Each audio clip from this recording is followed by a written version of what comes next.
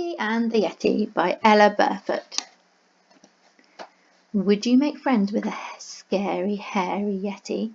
A brilliantly funny story from the creator of the acclaimed Darkness Slipped In.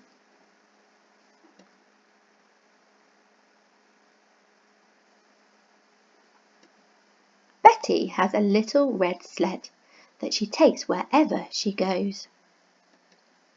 She pulls on the ropes and flies down the slopes, whether it freezes or snows. Betty finds things in the snow when she goes out to play. She puts them gently on her sled and then goes on her way. One day she found a pair of gloves. She put them on her sled, and a jingly-jangly fluffy hat which she wore upon her head. And when she saw some snow boots as hairy as a bear, she tried them on her little feet and stamped from here to there.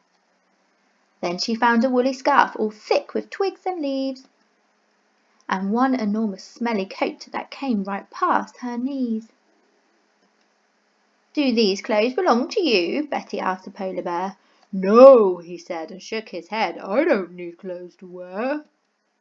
I've got thick fur to keep me warm. I do not mean to gloat, but I've no need for hats or scarves, and never wear a coat." "Do these clothes belong to you?" Betty asked the big blue whale. "No," Whale said, and shook her head and splashed her great big tail. "I've got blubber to keep me warm, a special kind of fat, though I do like the bells on that jingly-jangly hat." "Do these clothes belong to you?" Betty asked an Arctic hare. "No," he said, and shook his head. "Ask that rock over there." "What a strange thing," thought Betty, peering at the rock. "But I've asked a hare and a polar bear, so I can't see why not." "Hello, rock," said Betty. The rock did not reply.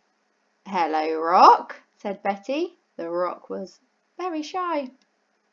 But finally there came a voice that said to little Betty, "I'm really not a rock at all. I'm actually a Yeti." "A Yeti!" squealed Betty, and she tried to run away. "But please don't go," the Yeti cried. "I'd love it if you'd stay." "Ah! Yetis in the wild, you see, are rather shy and small. We have to wear a lot of clothes to keep us warm at all. My clothes are big and hairy. They give folks such a shock that I threw them all away and hid behind the rock. It's very hard to make a friend in the land of snow when you've scared them all away before you've even said hello." Betty didn't fret at all. She handed him his clothes. "You'd better put these on," she said, "before it really snows."